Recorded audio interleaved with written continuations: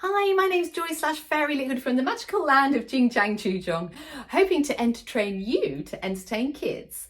And today I'm going to go through how to play pass the parcel without making those kids cry. Boo-hoo, boo-hoo. It can actually be quite stressful for children. They're really anxious not to be left out. And so it's really important from the very beginning to make sure that those kids feel relaxed and know that they're going to be treated fairly. And the way we do that is by starting straight off by saying, "Hey everybody, who wants to win prizes?" And they go, "Yay! Who wants to play a game where you all win a prize? Yay! That's brilliant because we're going to play pass the parcel." And they'll go, "Yay!"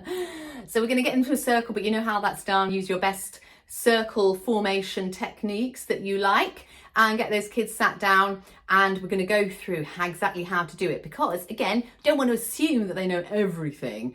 And some of the kids might be the first party, you never know. They need to find out how we're going to play it in this party. Kids, who's played Pass the Parcel before? Yeah. Well, this is how we're going to play it today. You ready? Now, I've done another video, 5 different ways to play Pass the Parcel. So you can go to that one and see how I play it. But right now we're going to be talking about a traditional wrapped parcel.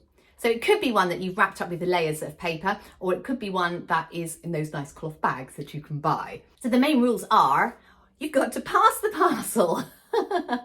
And you've also got to take the parcel. And if the music stops and you're holding it, you will get to open a layer. But if the music stops and you're holding it and you've already opened it, then you pass it to the next person. Let them have a go. That's pretty much all the rules. Sometimes I will make sure that there's either sat in the circle or in the middle of the circle, there's an older child, little teenager who can be my eyes for me, just to make sure that that parcel is moving, because sometimes I will have my back turned so I really can be impartial. So we get the music going and it's going around. I'm just checking that everybody's passing it nicely.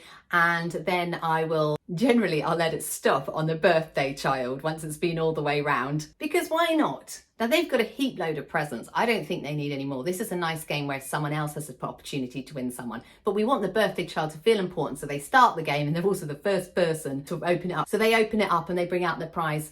And if it's some chocolate or something like that. Then after that, well, as it's going around, I'm keeping an eye on whereabouts it is because I want it to land on somebody who hasn't had it, not picking out anybody specifically, but I just obviously don't want it to end up on the same person. Although I have already said that if it does end up on the same person, they've got to pass it to the next person. It's just, if I can avoid that faff, I will. With regards to layers of the parcel, I would say stick to around 8 because if say you've got about 20 kids in a party and there are 8 layers, there's going to be a good number of kids who aren't going to get a go. But because there's a good number of them, they don't feel like excluded or left out or forgotten or anything. They're not going to get upset because you're going to be going around with some prizes, making sure that everybody at the end has something the same, preferably the same as what everybody got already who managed to unwrap a layer.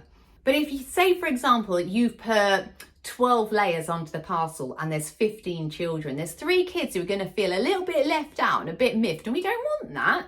So I generally think 8 is a good number, but it just depends on the size of your party. Top tip for me is keep the prizes the same. I think I've already said that. Now the very final go can be random. I generally don't choose a winner ever. So I turn my back and I instruct the children to pass it as fast as they can, and maybe I've got some older children or those teenagers who are looking out, making sure that it's still moving around and nobody's hogging it.